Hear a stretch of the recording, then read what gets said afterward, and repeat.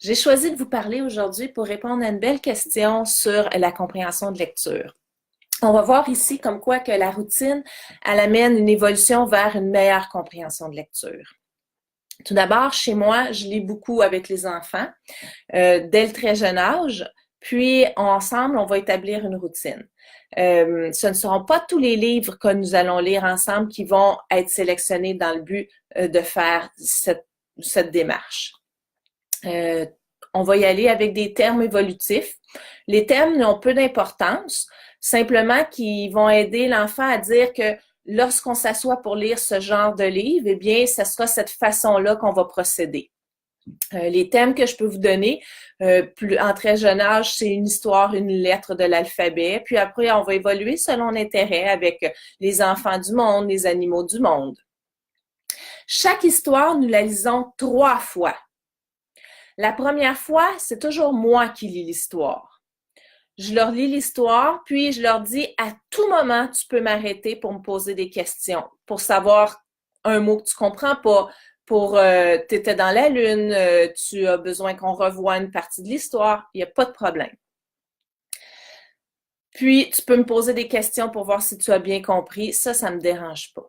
À la fin, il doit me raconter un peu l'histoire. Si je vois qu'il y a de la difficulté, c'est à une étape où ce que je peux moi-même lui poser des questions pour voir s'il a un peu compris puis s'il a réussi à imaginer l'histoire.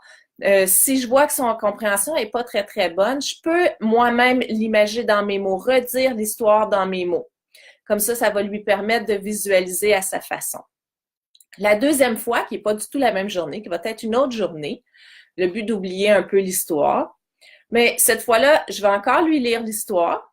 Puis, à la fin, je vais lui poser des questions, comme une compréhension de texte, mais verbale. Vraiment pour enligner sa pensée.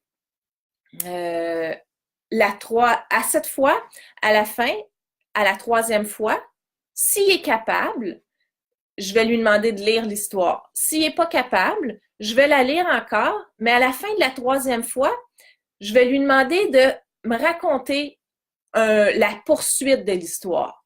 Donc, pour continuer l'histoire, pour être capable de dire une nouvelle fin ou une deuxième fin, il faut qu'il y ait une bonne compréhension de l'histoire. Puis, j'aime qu'ils puissent la comprendre à leur façon. C'est souvent très rigolo. Lorsque l'enfant vieillit, on va toujours lire 3 fois l'histoire. Ça ne changera pas.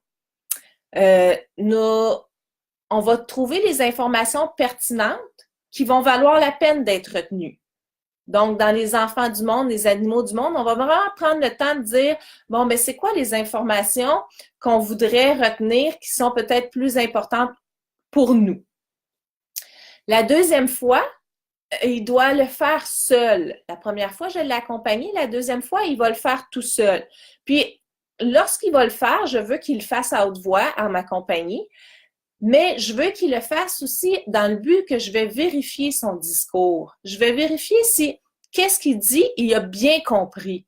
S'il n'a pas bien compris, on va ramener, on va revoir, on va restructurer le tout.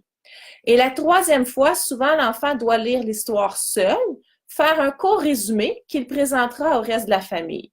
Les premières fois, c'est toujours un peu stressant, mais l'enfant, avec la routine, développe des habiletés. La routine va vraiment l'aider à organiser sa pensée puis à l'amener à bien comprendre son texte. Voilà. Alors, si vous avez des questions, gênez-vous pas, mais bonne chance!